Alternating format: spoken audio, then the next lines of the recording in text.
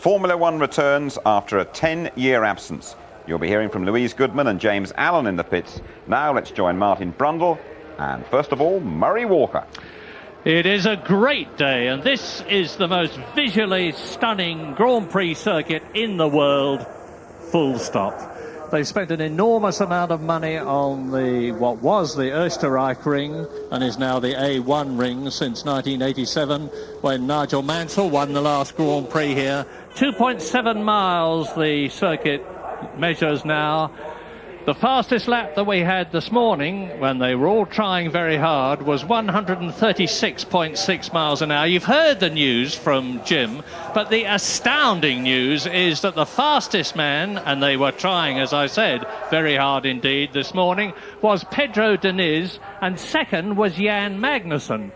Third was Jacques Villeneuve, and fourth was Jarno Trulli. Now, there is a connecting link there. These days we seem to talk just as much about tyres as we do about cars, about teams, about drivers, about circuits. And the significant thing, and it may be very, very significant in the next 60 minutes, is that the Bridgestone-Goodyear tyre war has reached a climax here in Austria, because this is the first time that both companies have been to a new circuit. And Bridgestone have got the honours at the present moment. Fastest with Diniz, fastest with Magnussen, fourth fastest with Jarno Trulli. Damon Hill down in 11th place, but do you think it's going to stay like that? Well, you have to think so. Even Eddie Irvine and Villeneuve, who did get amongst the fastest Bridgestone runners this morning, were on the softer tyre, and I don't believe they can run that in qualifying. If they do, they're seriously compromising their race. So we could have a very, very unusual front row of the grid here. Qualifying has started. You may wonder why there are no cars on the grid. It seems here that you need at least 2 and preferably 4 laps to get the best out of your tyres. Plus, this circuit is getting faster and faster with every lap as the rubber goes down. There was some rain overnight, so they had to relay the rubber onto the corner, in the traction area of the corners. And they're all going to want to go out right at the end of the session. And of course, they're just going to have 2 runs today, unlike the normal 4 runs that we see. So it's going to be very, very relaxed for those first few minutes. And they're going to want the others to go out and see the pace of the track. The GT race here, apparently halfway through the race, they were up 1 gear. They were 1 gear faster through every corner than they had been in qualifying, just because the grip was coming to the cars. Well, this morning, less than a second, 9/10 of a second, covered the first 14 in time terms. Now, that is unbelievable almost. It's certainly the closest that we've had this season. And it really does look, after all the races that we've had this year, 13 of them already, as though Arrows and Stewart, the new team, are right on the pace. The engine of the Ford engine in the Stewart, the V10, is going extremely well here. Jan Magnussen seems to have got his act together. The young Danish driver who won 14 out of 18 Formula 3 races in Britain when he became British champion, and then went on to drive in the ITC touring car races and a few races in the Indy series, has now overcome whatever sort of a psychological problem he had. He's really relaxed. He's going extremely well. He was much quicker than his teammate Rubens Barrichello this morning. Jan Magnussen was second and Rubens Barrichello was 10th quickest. But this circuit is very unusual. Most of them have about 13 corners. This one has only got 7. Where they used to go straight over the hill at the old Österreich ring, they now turn right and climb up and into a slow right-hander. And there are 7 corners altogether. You get a fastest speed here of about 185 miles an hour on the run down to the Gerser curve, which is the one that's replaced the world-famous Bosch curve. We'll be seeing a lot more of that later on. But there are several parts of the new circuit that are in common with the old one. You're looking now at the climb up from turn 1 with the 2 gantries across.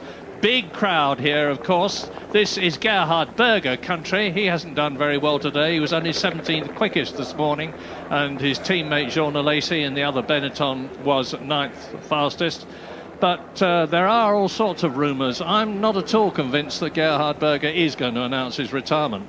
Well, he told me last week that he'd had enough, and really it all seems a bit of a chore to him, and maybe it's time to stop. But he's saying different stories to different people. I've heard the rumour that he's becoming the technical or a senior person at the Sauber team, that he's joining the new BMW effort that's coming with Williams in a couple of years' time, that he's retiring, that he's going to America. Really, Gerhard's sending out all kinds of signals at the moment, difficult to read, but he pretty much convinced me last week that he did want to stop. So that'll be interesting to see. I mean, obviously now all of the key seats are closing down, but interestingly, there's a lot of talk that Trulli is not staying at the Prost team. Now that is a good drive for next year. Alain Prost, of course, will be running the team for the second year and done a very good job. Bridgestone tyres, the Peugeot engine is going there. That may interest Gerhard, but you know, very, very many stories about him. Briefly, as ever, our industrious James Allen is down in the pit lane. What's the news, James? Well, just pick up from what Martin was saying there. I've heard today from the Austrian press that Gerhard's already signed to be the BMW test driver, so we'll have to follow that story this weekend. Tyre-wise, it's absolutely fascinating down here, Murray. It looks like the soft runners on Goodyear are going to be Sauber and Eddie Irvine in the Ferrari. Michael Schumacher playing it very conservative, running with the old, heavier chassis, not the new lightweight one, and hard tyres, forcing Villeneuve to take a gamble, making him make the running. Villeneuve's not biting, he's going for hard tyres as well, so watch that situation, could be very interesting. The blistering of the tyres has been very bad on the soft tyres, particularly the Goodyears. All the Bridgestones are on the soft tyres, but we're expecting very few runs today, possibly as few as 2 per car, because it takes time to get the hot lap out of those tyres. You're going to need to do a few laps before the heat gets into the tyres, before they work, and before it all comes together. Little sidebar for you, I've just heard, I haven't had it confirmed yet, I've just heard there's been a huge screaming match last night between Patrick Head and Jacques Villeneuve concerning setups. A real set to it was, apparently, according to the witness who told me about it. Interesting. Yeah, there's been a lot of discussion, it's the polite way to put it, between Patrick Head, who's the technical chief of Williams, and Jacques Villeneuve, and for that matter, Heinz Harald Frentzen during the season. Both drivers want to go their own way on how they set up the car. More on that in a moment from Martin. And Patrick Head doesn't always agree, and there have been some quite strong words between them. But when we talk about setup, what are we talking about? Well, there's so many aspects of the car that you can change in an infinite number of ways, but it's mostly the spring rates of the car at each end on the shock absorbers. In fact, you run 3 at the front and 2 at the rear. The tyre pressures, the ride height of the car, the stiffness of the anti-roll bars, and of course if you change one element of that, it does affect the others. Then you've got the aerodynamic package, you know, the front and rear wings. You can choose a level that's going to either get you along the straights faster than the others, but you lose time in the corners, and you have to decide which is the best payoff. So they'll be talking through those, looking at the computers, understanding the driver's feedback. He'll be saying something like, yes, into turn 1 under braking, the back of the car's not with me, I can't brake as late as I want. When I turn in, it understeers. That is, the front doesn't go in as quickly as I want it to. On the exit, I can't get the power on. And even if you're P1, even if you're the fastest car on the track, you're still saying, it's not good enough, I want more, and you have to. That's what they expect from you. Michael Schumacher looking very relaxed there, talking to Niki Lauda. Ross Brawn, the man who's made such a difference at Ferrari this year, looking very pensive there. This is an important day. It's going to be difficult for them on the hard tyres to get a good grid position amongst those Bridgestone runners.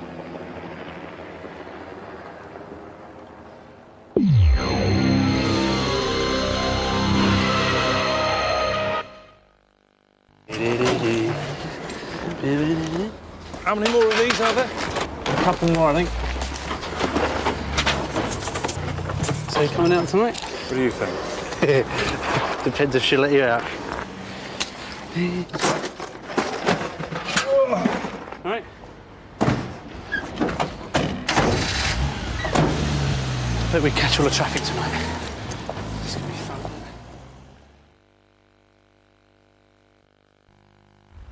Consider yourself at home.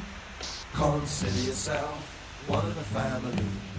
Waiting for you, so strong. It's clear we're going to get along. Consider yourself well in. Consider yourself one of the furniture.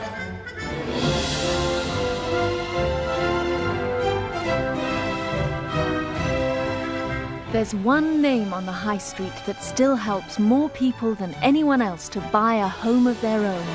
Consider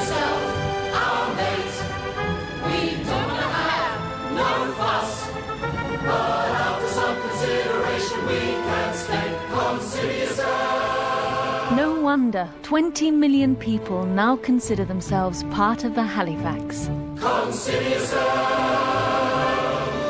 one of us. Is this safe? Is it safe? Is it safe? Not safe. It's not safe. It's safe. It's not safe. It's not safe. I read it wasn't safe. It's too risky. It's not safe. What are you talking about? Shopping on the internet. Your son is shopping on the internet. The internet. With his credit card. It's the future of commerce. I read about it. It could be safe. Well, how do you know? IBM is making it safer to buy things over the web.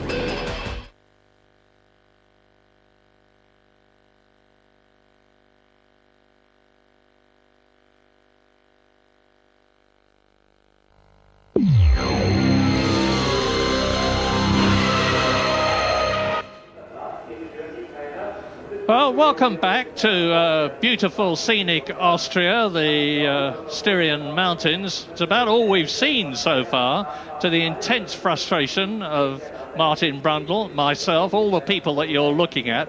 There's a magnificent new grandstand here that holds 15,000 people. Everybody is getting extremely frustrated because we're some 10.5 minutes into the 60-minute qualifying session and nobody has as much as started an engine, let alone turned a wheel.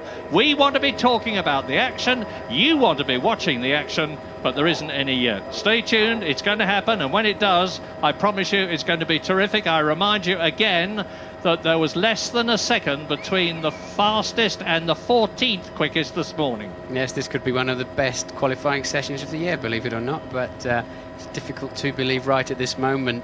They've really wrecked this track, I have to say. It used to be one of the all-time great racing circuits. There's no racing driver that's been around this track that doesn't reminisce about it and talk about what it was like going into the Bosch curve and what it was like coming through the Os curve at the end of the lap. And it was so exciting, so scary. You needed everything with you. You needed the car with you, and you needed your full bravery intact on that day. And now it's down to just 7 corners, and in fact I have to say the most demanding corner is the one out of the pit lane, I think, but they'll only use that once in the race. Louise Goodman is down in the pits talking to Jackie Stewart. Jackie, it's looking like a good weekend for you so far. We had a good Thursday where both drivers were second and third. We had a good day on Friday with Rubens being right up at the front and Jan unfortunately having a mechanical failure. And today Jan was fastest in the first session and second fastest in the second session. Now we're facing qualifying, so it's been a good weekend. But what's happening now? Why isn't anybody out on the track? I think everyone's recognising it's going to be the last 5 or 6 minutes that real action's going to take place. They've only got a limited number of tyres with only 12 laps, of course, allowed in qualifying. So I think everybody's a little nervous of going out, setting up a time early with a set of tyres, and they may only be using 2 sets of tyres during this qualifying time, 2 or 3 sets. So I think until somebody breaks the ice, we're going to be standing here in silence. What about all the people around the world watching this? There's millions of people out there staring at an empty track. Well, I really don't think at this moment the drivers are particularly worried about that. I mean, they're more worried about trying to get up into the front end of the grid. The first corner here in Austria at the A1 ring is very tricky for a first lap situation. Ideally, you've got to be up the front end. It could get very congested in that first corner. Front wings get damaged and rears of cars get run into. So I think there's a lot of nervousness about trying to make a good start. So therefore a grid position is vital to that. And of course, that's what it's all about, this final hour. We'll keep our fingers crossed. You best of luck. Well, for those who are watching, they should hang in there because it will be a very exciting hour. Thanks, Jackie. Well, an important weekend for Jan Magnussen and, of course, the Stewart Ford team. It's not gone well for them, particularly since Rubens Barrichello's second place. Magnussen had a difficult season. He's been fast all weekend. Some talk as to whether he'll stay in the team next year. So a strong performance here this weekend would make such a difference to that. It's as fickle as that, believe it or not. He was just 0.003 of a second from being the fastest driver this morning. James Allen has found Gerhard Berger. Gerhard, we're racing in Austria again. You must make you very happy. Yeah, it's nice to run in front of Austrian public. I was trying very hard to get the circuit back. Now we are here and it's great. A little bit quiet at the moment though, Gerhard. You're obviously waiting to see what everyone else is doing. Well, no, I'm not quiet. Unfortunately, I'm not in good shape. I'm not happy with my lap times. Not happy with the setup on the car yet. So, not happy how the tires works. Doesn't look a great session for me. Don't sound very happy at all. The Austrian press today, though, is saying that you've already signed to be BMW's test driver. Is that true or false? The Austrian says every day something different. I'm enjoying myself to read every day what they're saying. And how do you think you'll do in the session when it gets started? How do you think you'll do in the session when it finally gets started? I mean, despite the fact you're not happy with the car. I go into the car and just drive it. As fast as you can. Thanks a lot, Gerhard. Have a good day. Well, I know you worked jolly hard to get the track back, Gerhard. It'd be nice if you worked jolly hard to get them out on the track. So it's 45 minutes left now. It's not going to be an exciting hour, as Jackie Stewart said. It looks as though it's going to be an exciting half hour as we look at Giancarlo Fisichella. He's kept out. That's that thing he's got in his nose, incidentally, is all the rage these days amongst people who pursue athletic way of life, is to help them breathe better. And Fisichella's been keeping clear of the legal battle that's been going on between Jordan, for whom he drives at the present moment, and Benetton. And he has been decided that he's going to go back to Benetton, and he seems to be quite happy with that. I think in his heart of hearts he may prefer to stay with Jordan, but he's going back to Benetton. As we look at the front of the Benetton there, car looks a bit like a Christmas tree this year with so many sponsor stickers on it, but the thing on Fisichella's nose does make an enormous difference. Remember, you wear a balaclava inside the car and a closed crash helmet, full face crash helmet, and quite often it is difficult, especially at very high speeds, to get the air inside that you need for the high work rate that you have inside the cockpit. Ralf Schumacher looking very pensive there. His new teammate next year, as we now know, will be Damon Hill. I think it's an obvious move for Damon. After he failed to secure the McLaren drive, I think the most structured, most settled team that he could go to for next year will be Jordan, even though they do have to integrate the Honda engine into that car. But Frank Williams there in the background, just out of view. Damon really has got a lot to do there. He's got to move into that team and establish himself with the technical people, establish himself over Ralf Schumacher, and lots to do, and I'm sure he's looking forward to it. Interesting looking at Ralf Schumacher and comparing him and Giancarlo Fisichella. At the beginning of the season, the conventional wisdom was that Ralf Schumacher would go faster than the young Italian Fisichella. It's proved to be... Do I hear an engine in the background? Yes, indeed I do. Now, let's wait and see who it is. It's Tarso Marquez braking. Now, I'll tell you why he's going out first. It's Tarso Marquez is going out in the arrows. He'll get some television exposure that way, which is more than he would any other way. And Louise Goodman is with Damon Hill. Thanks, Murray. Damon, you seem to have the right tyres this weekend. Bridgestone are looking good. I'd say you're right there. The Bridgestone runners have been... The Bridgestone runners have been looking competitive all weekend, so we're very hopeful. What about expectations here at Arrows? Your teammate was quickest this morning. Well, that's a good sign, because Pedro has got his car set up well, and it shows it can be done. He got Jan Magnussen as well, was second quickest, so you know, there's work to be done from me. I got to do a bit better than I did in this morning's session, but I think we can do that. It's been a big weekend for you this weekend. You've been announced as the Jordan driver. That's right. Pleased about that. Thanks, Damon. Good luck this afternoon. Well, Tarso Marquez would have made a big storm if he'd gone out in the arrows, Murray, because he drives for Minardi. But anyway, he's out there now, and obviously plenty of TV coverage, as we've said before, for the lesser teams. A good chance to get them out on the track. You feel a bit like a leper if you have to go out quite this early. You know you're giving away something, but somebody has to do it sooner or later. You have to break the ice. And now let me tell you what's going on in the pits. All of the key drivers are going to be watching the monitors, watching the section times. They know how fast these cars should be, just like we do up here in the commentary box. They'll be keeping a close eye, and then suddenly everybody becomes edgy. They want to be out on the track, and you start to feel as if you're being left behind. And in the end, maybe you just jump and get out a little bit earlier than you really wanted to.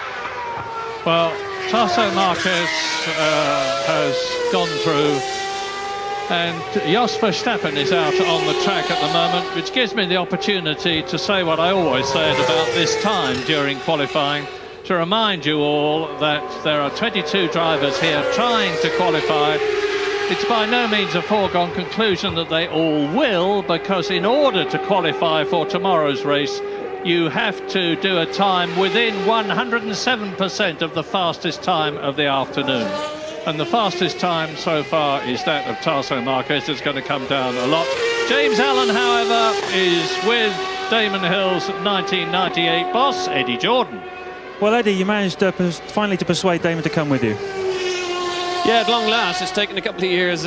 We've been involved before, obviously, in Formula 3 and 3000, but I've always wanted him to drive for us in Formula 1. Then he sort of went off and became world champion and put his price tag well out of our reach. But now we've been able to amass and get everybody together, so we're enormously pleased. You've really got to raise your game. This is where you've got to start really winning now, isn't it? He's obviously the guy who's going to lift you up that extra step. Is that the thinking? Well, to be quite honest, that's the only reason we would have done this. Damon has a wealth of experience. He's a particularly nice guy, easy to work with, has a huge testing ability, which our team needs. But more importantly, I think what he does have is he has 21 race wins under his belt, which gives, if you like, the team that extra incentive that we should be able to get on and win more for him. It's great news. Everyone in Britain's very happy. Well done, Eddie. Thank you. Two drivers out on the track. Tasso Marquez in the Minardi that you are looking at. He's just completing a lap and going through to start a new one. Now you go down the start and finish straight into turn 1, which is where he is now climbing. One of the unusual things about the new A1 ring is that it's got plenty of gradient, and indeed Marquez is climbing up now towards the highest point of the course, which is turn 2. It's a very slow right-hander, second gear, 45 miles an hour. From this point on, he speeds up and starts to drop downhill at about 180 miles an hour as we join Jos Verstappen in the Tyrrell, who's going through to complete the lap. A lot of drivers went off at turn 7 in the background there this morning. And Jos Verstappen is the quickest of the day so far, and we are now 21 minutes into the 60-minute session. Well, Verstappen already within a couple of tenths of his fastest lap this morning. The track is some 6 degrees warmer, the air temperature just 1 degree warmer, and especially the Bridgestone runners, they're looking for that hotter track because they're having to wait until the 4th lap before they're getting their time. And they're hoping the track temperature will go up and give them a time on the 2nd or 3rd tour. So Verstappen homing in on his time. Marquez also down in the low 13s. Pole position here is going to be a 1:10 point something. And that's the fastest lap of the year in terms of overall lap time, even if this is not the shortest circuit of the year. I wonder who's won the battle of the setup. You looked at Jacques Villeneuve there in his helmet and overalls with his arms crossed. Is he using the setup he wants, or is he using the setup that Patrick Head, the technical director, who after all was responsible for the design of the car and has got so much experience of Williams and what makes the cars tick? Who's going to win, and who's going to win this battle for pole position? It matters a great deal, because as ever it's most important to get a clear track in front of you when the race starts. And particularly important for Michael Schumacher and for Jacques Villeneuve, with only 10 points separating them in favour of Michael Schumacher. Now, with just 4 races left in the World Championship, Austria, the Luxembourg Grand Prix at the Nürburgring next weekend, and the Japanese Grand Prix, followed by the European Grand Prix at Jerez in Spain. And Tasso Marquez now goes through.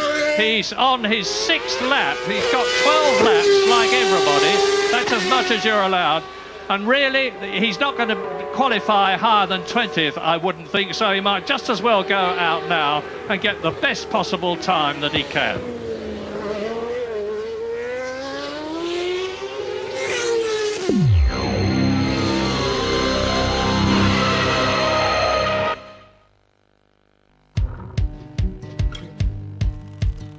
The average cow passes enough wind in a week to inflate a hot air balloon. 88% of clowns never fall in love. 36% of strippers had a convent education. 98% of Man United fans have never been to Old Trafford.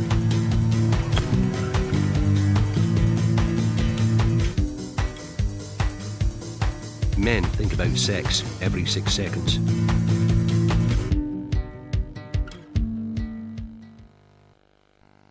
for around the price of a kipper. You could have What's on TV magazine with its guide to over 150 films a week. Great competitions with thousands of pounds worth of prizes, easy to find listings of the whole week's TV, satellite and cable programmes, and loads of inside news and gossip. All this for around the price of a kipper. You get all the answers to what's on TV in What's on TV, only 47p. You are a good lad. Hello. Oh, these are new. So, what are we having then?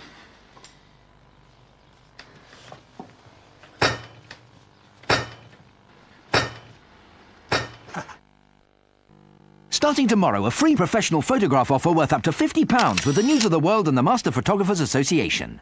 If it goes on, it goes in. Did you wait days to get your last pair of glasses? Why not try a Vision Express Superstore? We have the lens manufacturing lab actually in the store, so we don't have to send your glasses away. Your glasses will be ready in about an hour, even bifocals and varifocals. And right now at Vision Express, you'll get a free second pair.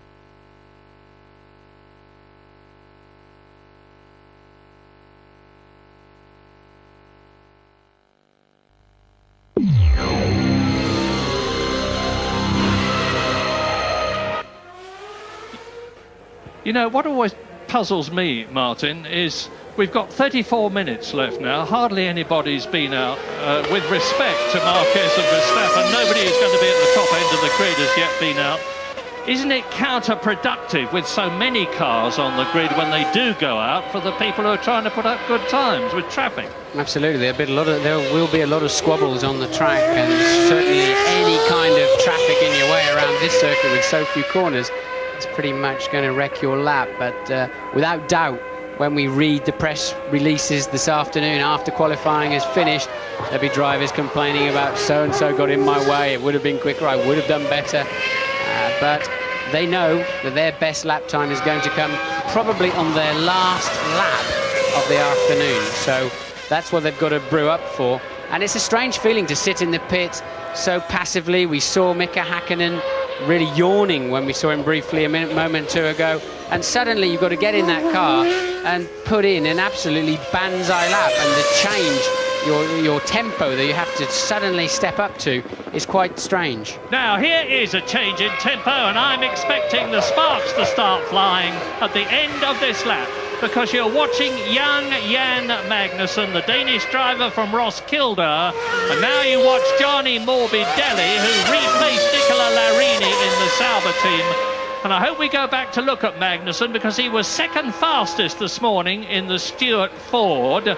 Jackie Stewart was saying they've had a good Austria so far. They've had an absolutely sensational Austria, with Jan Magnussen going second fastest this morning, which no one would have put a lot of money on. And there's a good chance that he's going to be well up on the grid now. Gianni Morbidelli too has been going well in the Sauber Petronas. That's a Ferrari V10 engine rebadged with the Petronas name. And I'm expecting Morbidelli to go quickest very shortly of the four drivers who've been on the track: Marquez, Verstappen, Morbidelli and Magnussen. Well, because Morbidelli has now lost this drive for next year to Jean Alesi, moving to the team to be Johnny Herbert's teammate, and as you rightly predicted, Murray, he's quite a bit ahead. This car is faster than the other cars that have completed a flying lap to date, but Magnussen should really drill one immediately somewhere into the 11s, and I'm expecting Morbidelli, yes, low 12s. His next lap will be somewhere in the 11s too. Now, Morbidelli this morning went round in 1 minute 12.5. He's gone round in 1 minute 12.09, so he's faster this afternoon than he was this morning. Jan Magnussen went round this morning in 1 minute 10.785. A tremendously quick lap. That's some 136 miles an hour. And the young Dane is fastest of all in the second sector. He's just coming through to complete the lap. And is Magnussen going ahead of Morbidelli? No, he is not. He is just 1/10 of a second slower than the Sauber. He's on his third lap. You heard James Allen saying that they're probably only going to be doing 2 runs here this afternoon instead of the usual 3, using each set of tyres that they've got for 3 or 4 laps. And Morbidelli now is faster in both the first and the second sector. He's going to go quicker than he went before. That's his time on the left, 1:12.096. That's his new time on the right. And he is fastest and considerably quicker than he went this morning. It's a good sign. Well, that will alert everybody else sitting casually in the pits. There you can see Damon's looking at the computer screen there in front of him, and that's a broken engine in Trulli's car. Trulli. Yeah, Jarno Trulli's Mugen engine has called it a day. Now Trulli will have to run back and get in the spare car, and unfortunately for him, the spare car is set up for his teammate Shinji Nakano, the Japanese driver. So they may well have to change the pedals as well as the seat.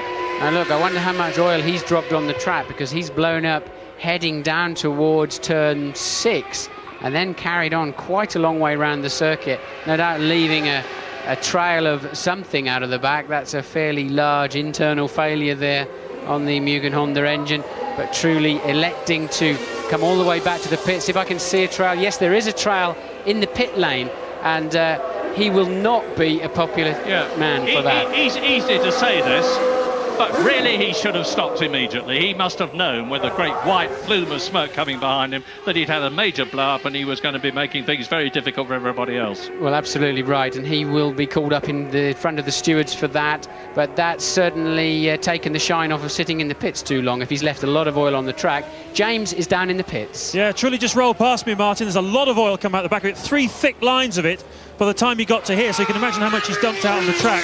So obviously everyone from the teams is looking at this slick of oil that runs down the pit lane. Bad news, of course, if you're booting it on the way out towards the end of a session, as people like Michael Schumacher are prone to do. Catch the back wheels on that, you'd be straight into the pit wall. Yeah, well, let's watch Katayama. He's coming up towards where that oil went down, because he's just approaching turn 6, which is where the engine blew in Trulli's Prost car. Katayama's obviously avoided it, if there is any seriously on the racing line, because he's gone through. He's now 5th fastest, behind Morbidelli, who's quickest, Magnussen, Marquez, Verstappen. Jarno Trulli, of course, is not within the 107% limit. Heinz Harald Frentzen hasn't been out, but then nor has Villeneuve, nor of any of the top men. Trulli took a very tight line into that turn 6. Did see the oil there as Katayama went through. I don't think it's going to be a big problem, because immediately after 6 you pull over to the right hand side for the entry of the pit lane. So just as they go through the apex of 6, they'll find it a little bit slippery. I think that'll clear away quite quickly. It's not going to be a big drama. We're still going to be in the 10s for pole position. I can't remember a precedent like this, because we have only got 27 minutes or so left in this session for tomorrow's Austrian Grand Prix, and only 5 people have put up times, which means to say that there's 17 still to go out to get this crucial position. Well, of course, yes, it is a bit extreme, but remember, they are only allowed to do 12 laps, and at 1:10 or 1:11 per lap, it doesn't take too long to do, but they're going to have to come out soon, really, to give themselves a chance to do one run, make an adjustment to the car and get back out on the track, find some clear space. They're going to have to be on the track very soon. And that time of Katayama's 1:12.852 moves him up into a provisional 3rd place, as Alain Prost talks to Jarno Trulli and asks him what on earth went wrong. We know what went wrong. It was a major blow-up of the engine, and I presume that they are practically changing the settings on Shinji Nakano's car.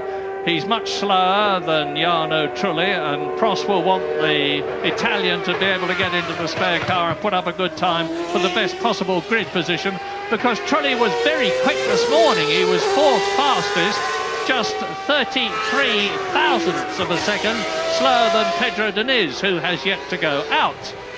Irvine leaving his pit garage, going at reduced speed as he has to until the white line, and then nailing it onto the racetrack. So Eddie Irvine onto the track for Ferrari. As you watch Ukyo Katayama, the man who's just spent part of his holiday time before Monza, climbing Matterhorn without any oxygen. That's the sort of thing he likes to do in his spare time. And Ukko Katayama now is still in third position as you watch the Jordan mechanics clearing up that oil slick.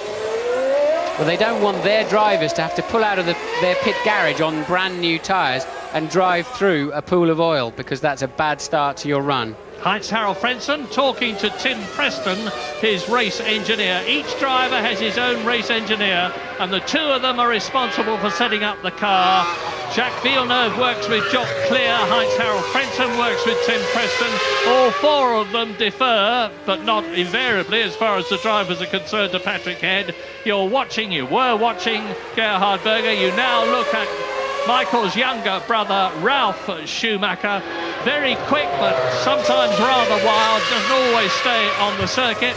And now you see the Ferrari coming through, and I'm just checking on the times as over the line goes Eddie Irvine. Now, the time that Irvine is aiming for to beat and to move up into the provisional pole position with just under 25 minutes left is 1 minute 11.539. The circuit, as all of them, is split up into three sectors. Sector 1 ends just before the Gerser curve, the right-handed downhill sweeper, second gear, 65 miles an hour. And that's Morbidelli's time, which is Irvine's target for the first sector. He's on his fast lap now, and Irvine is on, we believe, soft tyres. He's inside Morbidelli's time. Now, the next sector ends when they come out of the Lauda curve, then the left-hander that follows it. This is it. He's coming up to the second left-hander. There's only two left-handers on this circuit. Into the right-hander, up towards the end of sector 2. And Eddie Irvine is a lesser amount inside Morbidelli's time, which indicates just how good Morbidelli's time was as he goes into the Jochen Rindt curve, named after the late Austrian world champion, and completes the lap and moves up not into provisional pole position, but into second place behind Morbidelli. Well, of course, it was his first flying lap, but if he has chosen those soft tyres, it seems suicide for the race. They've been lasting about 4 or 5 laps before blistering.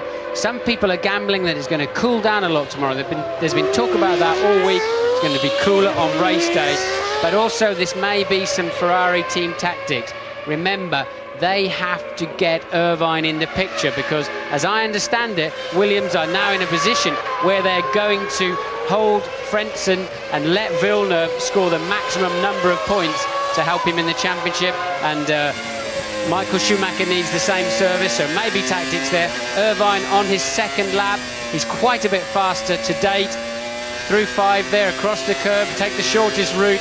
He'll be going through the timing beam just as he heads downhill. There he is, 3/10 up. Could be a low 11, but it's not going to threaten the front of the grid here this afternoon. He's going to have to go faster than that, especially if he is on soft tyres. Here he comes now through over the start-finish line, the end of the lap. Just look, James Bond. He's gone into provisional pole position. That time moved him 7/1000ths of a second ahead of Morbidelli. You saw Mika Hakkinen in the Tyrrell pulling off the track, so that's 2 cars out of qualifying. Salo's got the same problem that Trulli had, that his teammate's car is not going to be suitable for him immediately because the other Tyrrell is set up for Jos Verstappen. Now, Rubens Barrichello, a man to watch. He was second fastest yesterday. He's in provisional pole position if he keeps this time up. And as Mika Hakkinen runs in, Rubens Barrichello, the ex-Jordan driver, after 4 years with the team, switched to Stewart to join the new team this year, and is on the Bridgestone tyres that I've been talking about. But we're back again with Eddie Irvine now into the second sector. Yeah, this is not going to be fast enough to beat Barrichello's time. Those Bridgestones are looking strong. Frentzen has taken to the track. Irvine's aborted that lap into the pit lane. The pits have told him his 2 first sectors are down too much. You can't make the difference up in the last section, which is just 14 seconds long. And Gerhard Berger there preparing for his first laps of the afternoon. So Barrichello still on provisional pole. Yes, in case you missed that, Rubens Barrichello sensationally in provisional pole position. Yes, and we have still got time to go, but Barrichello is doing brilliantly well. He's on another one. This is going to be even faster. This should be just into the late 10s. Yes, it is. Yes, that's a good run. Damon Hill's also on a good lap. Hill goes second on an 11 flat, but Barrichello the first into the 10s. And they're all pouring out now. Barrichello's out there. Hill, Irvine, Johnny Herbert, Jan Magnussen. Coulthard is out there, so is Mika Hakkinen and Michael Schumacher. We said it was going to speed up, and indeed it has. There's just 20 minutes left, and you can expect the times to come tumbling down and for the positions to change second by second. But look at the traffic. Barrichello is still quickest. Hill is second, both on Bridgestones. Irvine on Goodyear's is third. Morbidelli is fourth, but that will change. Well, Frentzen's car's stopped outside the Arrows pit, some way down the pit lane. Frentzen didn't make it onto the track. Obviously, stuck in gear apparently. Frentzen's car stuck in gear. Irvine is definitely on the soft tyres. Crazy. Barrichello is on yet another hot lap. Remember we said these take 3 or 4 laps to come in. Not great in the midsection. He actually lost 3/10 on his best. So this may not improve his best time so far, but he remains on provisional pole. Let's see. No, it's fractionally slower. But there he is, Damon Hill, slow in the midsection on his next lap. He's obviously pitting. It's all happening. We'll try and stay on top of it. And Jacques Villeneuve has yet to appear on the track. Frentzen has appeared on the track, only to stop. Jacques Villeneuve has just gone out. As I talk to you, 18 of the 22 drivers have been out. 2 of them have stopped, Jarno Trulli and Mika Hakkinen, and will be rushing back to get into their spare cars as you watch Ralf Schumacher, the younger of the brothers, and he's down in 14th position, but he's only done 1 lap at the present moment. Let's see how he goes in the second sector against Rubens Barrichello, who's the quickest man of the afternoon so far, and the answer is that Ralf Schumacher is considerably off Barrichello's time.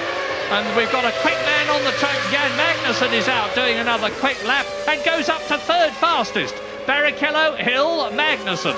Well, the Jordan's been off the pace all weekend. They're struggling here. They're not able to find a good setup. They can't use the soft tyres, and really they've been 1 to 1.5 seconds behind where they need to be. So it's going to be a struggle for them this afternoon. Truly, you can see they're still outside of the required 107%, but not all of the drivers have been on the track yet, so clearly they haven't qualified either. Barrichello, Hill, Magnussen, 3 Bridgestone runners in the first 3 positions. Irvine, the best of the rest. And Shinji Nakano, the man you're watching, the Japanese driver, is in the second of the Prost cars. Remember, his teammate Trulli has blown the engine up and will be trying to get into the other. And there's another engine gone immediately below me. There's a great cloud of white smoke gone up all over the commentary box. There it is. Now, who blew his engine? I haven't the faintest idea. I just saw the smoke appear. And it's Pedro Diniz in the Arrows, the man who was quickest this morning. That's a Yamaha engine gone to lunch in the biggest possible way. And now 17 minutes and 40 seconds to go. And the fastest is still Barrichello, 7/100,000th faster than Damon Hill. Magnussen third, Ralf Schumacher fourth, Irvine fifth. Morbidelli is in 5th position. Michael Schumacher is down in 9th place. Hakkinen on a good one. He seems to be the fastest of the Goodyear runners. Coming over the line now, goes up to 3rd place. I couldn't see any oil on the track from Diniz's blow-up at all, but that's bad news for him. That's a tragedy for him, just as he's going out to prove he's a world-class driver, having been faster this morning. His engine's gone pop, and he's got to get across that track too, so he's going to have to go and find a tunnel somewhere, otherwise they'll penalise him. So Hakkinen now moving up into very close company with the front row, which remains Barrichello and Hill. Villeneuve on a lap. It's a long camera shot here, tends to make the cars look as if they're travelling very slowly, but you can see Villeneuve's down a little bit. Yeah, Jacques Villeneuve is out on the track, and he's on his quick lap now because he's in 7th position at the present moment, 0.5 of a second slower than Rubens Barrichello, And we've got 16.5 minutes left of the 60-minute qualifying session for tomorrow's Austrian Grand Prix. Now, Jacques Villeneuve. Villeneuve's been quick through this last section all weekend, often the quickest. He's very committed through that last, very difficult corner. And it's, fourth place. There's some more time in him yet. He's a threat. Michael Schumacher out on the track too. So Coulthard had a big crash this morning, took the front wheel off the car. He's got to build himself back up to speed. He's still in about 9th place. Michael Schumacher obviously lifted off on that last lap to find himself some clear space, hence the 1:14.8. Now he's on another charge. Just over 15 minutes to go. It's still amazingly Barrichello fastest, Hill is second fastest, Hakkinen is third, the top Goodyear runner. Villeneuve is fourth fastest ahead of Michael Schumacher and Ralf Schumacher, as out goes Gerhard Berger, the hero of Austria. And we rejoin Michael Schumacher as he comes down to the Gerser curve, the old Bosch curve, which has been moved.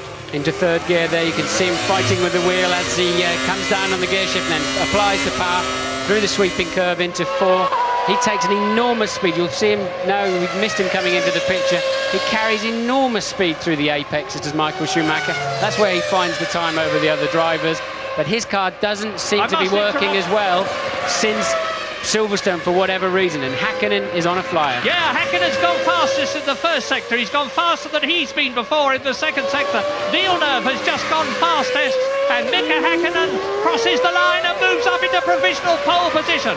It's really moving here now in Austria. Hakkinen fastest, 2/5 of a second faster than Villeneuve, who is 3/10 faster than Barrichello. Down to 4th goes Hill. 5th is Michael Schumacher. 6th is his brother. 7th is Morbidelli. He was, because it's Fisichella now. And they are changing all the time. 14.5 minutes to go.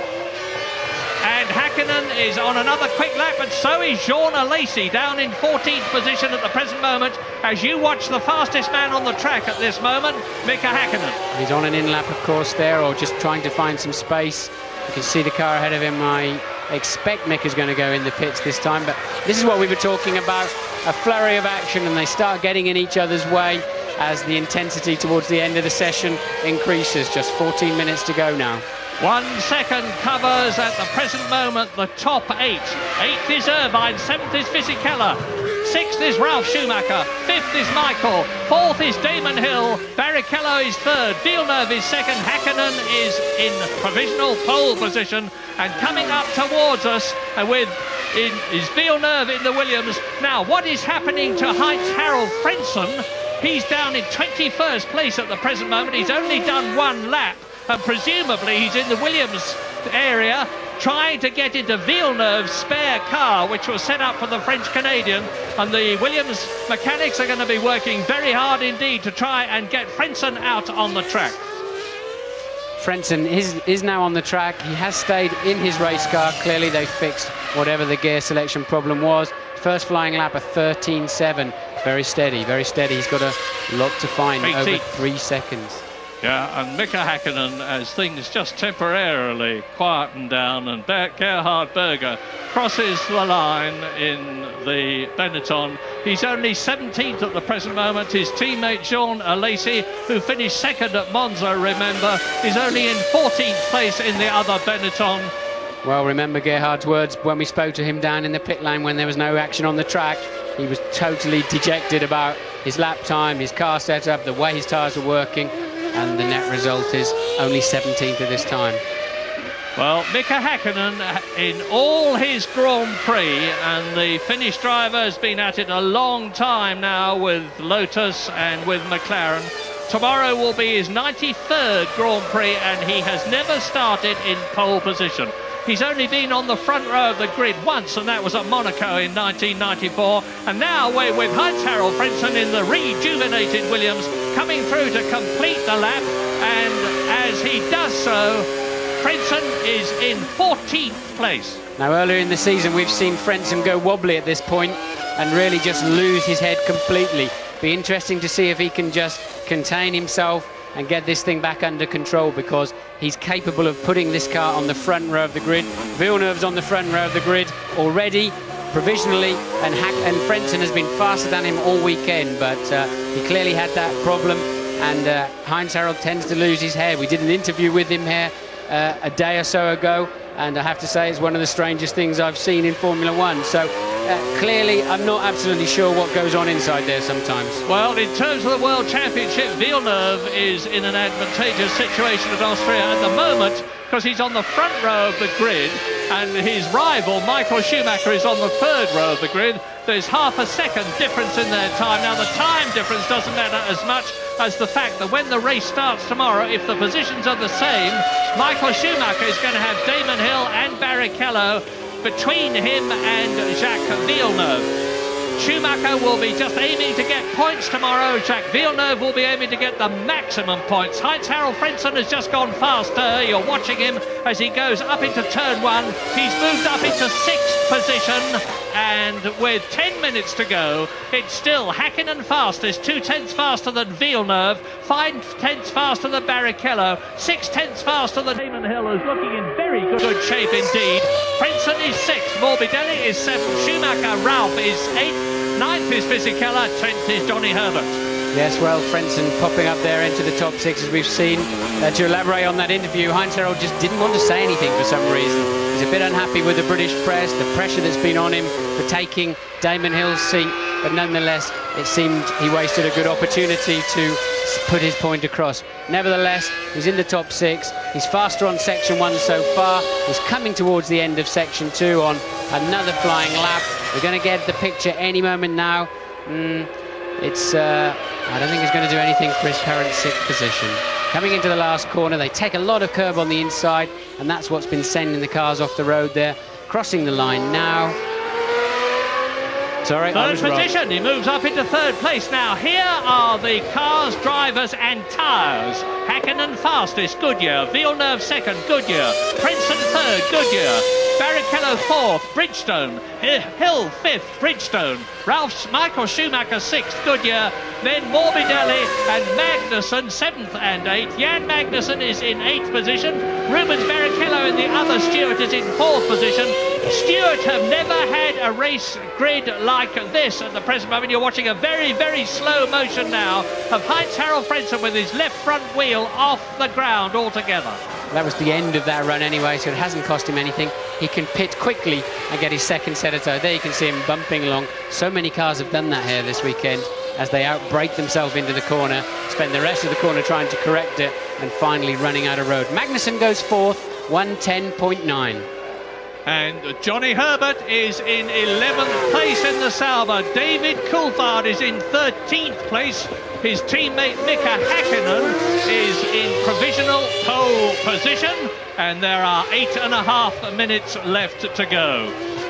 As coming towards you, the second car, that one, is Jan Magnussen, and he's now 4th fastest. He's faster than Barrichello. Jan Magnussen is really getting his act together here in Austria. He's been having very bad luck with the car and with his driving up to this year, but as I said earlier on, he's really getting things together. He's backing off there. He had a terrific first section and then caught the Minardi. He's having to back off and make himself some space. No way he would pass him and keep any kind of lap time. No point in risking his car. Live for another day. 7 minutes to go, and what James was saying about the number of runs that people were going to be doing certainly looks to be true, because most people have done 6 laps, some have done 7. Magnussen has done 9 laps and has got 3 left to go, including the one he's on. So since the 12th one, he's going to have to come in. He's got 1 quick lap left as Gerhard Berger comes towards us in the Benetton. And it looks as though he's going to be starting way, way down for his home Grand Prix tomorrow. He's only in 19th position at the present moment. Now, this is turn 1 that we're looking at the replay of. And going out and smoking up the tyres is Gerhard Berger. Yes, the right front wheel unloads as you begin to turn in, as the weight transfers to the outside tyre, and the inside tyre becomes light, locks up. Gerhard struggling there into turn 2, into the hairpin, the slowest part of the racetrack. Damon Hill had a very, very good midsection on his last flying lap, the fastest of any driver today, but he didn't make it pay off. Still a 1:11.0, back there in 6th place. 6.5 minutes left to go. No change at the stop. Look at that oil slick that Jarno Trulli laid. Yes, Trulli will be about as popular as a wet Monday morning for doing that, what he did earlier. Here's Damon coming towards us. Now, sixth position at the present moment as the Benetton is wheeled into the pit lane and Damon comes out up behind Ralf Schumacher. And Magnussen found himself some space and has gone third. 1:10.893, Magnussen goes third. Quite amazing. Mika Hakkinen is still fastest. Jacques Villeneuve is second fastest. And Jan Magnussen in the Stewart is only 0.5 of a second slower than Mika Hakkinen. As you watch Damon Hill really going for it. 5 minutes and 40 seconds left. Over the line goes Damon Hill. And does he improve his position? No, he does not. That 0.6 of a second makes all the difference. He's still in sixth place. But we've now got Magnussen on the Bridgestones, Barrichello on the Bridgestones, Hill on the Bridgestones, all in the top six. Here comes Barrichello. He could be in front of his teammate. Over the line anytime now. You can't see him on the screen, but it's a very fast lap. Yes, he does. Third. Rubens Barrichello moves ahead of Jan Magnussen. Jackie Stewart will be having a big party tonight. I shouldn't be surprised if they stay where they are now. It's an incredible performance by the Ford V10 powered new Stewart car designed by Alan Jenkins. The team's been doing a wonderful job and they've got things together with a vengeance here. Now that's Verstappen in the background with the little yellow wings on the front. He's following Shinji Nakano. And behind him is the Stewart of Rubens Barrichello, third fastest. 4 minutes and 40 seconds left of this 60-minute qualifying session. Hakkinen is quickest, Villeneuve is second, Barrichello is third, Magnussen is fourth, Frentzen is fifth, Damon Hill is in sixth position, completing the top 10. Michael Schumacher, Gianni Morbidelli, Ralf Schumacher and Giancarlo Fisichella. And now this is coming up to the Jochen Rindt turn. And we're riding with Mika Hakkinen. He's just gone through that sector at 274 k's through the speed trap. Over the line goes Mika. Yes, but it's going to be a wasted lap. He wasn't close enough to the Tyrrell in front of him there. Sorry, it's a Stewart, and that car's going to get in his way. I think he expected he was going to somehow slipstream that car, but that's cost him a lap. Yeah, Mika Hakkinen is following Rubens Barrichello, who's just gone faster and will be therefore slowing down. And the next man on the track going fast is Michael Schumacher and Gianni Morbidelli back there in 7th and 8th. They look like they're starting another strong lap, and we're riding with Hakkinen.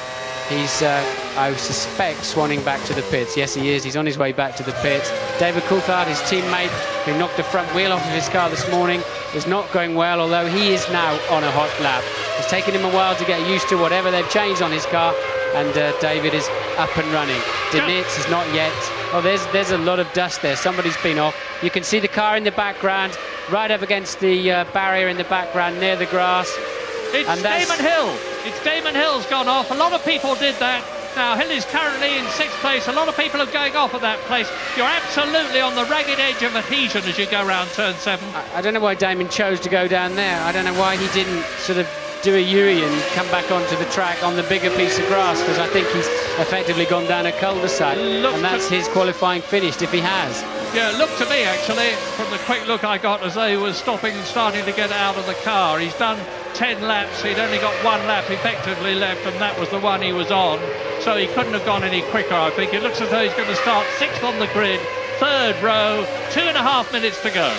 Well, Coulthard moving up to 7th. Michael Schumacher still back in 8th place. There you see him, and that's not good news for his championship hopes, with Villeneuve up there on the front row for this circuit where it'll be very, very difficult to overtake. Looking good for the championship. Obviously everybody wants the championship to go on as long as possible. 4 races to go. 10 points between Michael Schumacher and Jacques Villeneuve, and Schumacher is the man who is leading as over the line goes the Williams, and it's still Hakkinen, Villeneuve. We've only got under 2 minutes now. Michael Schumacher may just get in another lap after this one, and he's on his 10th lap as we watch Jacques Villeneuve trying to improve by going up into pole position ahead of Mika Hakkinen, and Villeneuve has just gone through the first sector faster than he has been through it before.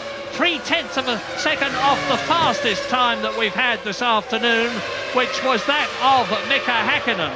So at the present moment, Mika Hakkinen is holding his pole position. There's only going to be a few seconds left before Villeneuve goes through now. Is he over the line and into pole position? Yes, yes, yes! Jacques Villeneuve moves up into pole position for the 8th time this year. And he did it by being very fast in that last section again.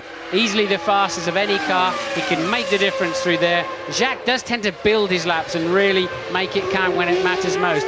Frentzen also on a strong lap, but nothing like as quick as the one that Villeneuve just put in. Now, Mika Hakkinen is out on the track. He's actually on his 11th lap as Jean Alesi pulls in, and Alesi's 50th.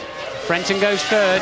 Frentzen up onto the second row. Morbidelli, or is that Johnny? Herbert. Johnny going backwards towards the hedge. You won't get out of there, Johnny.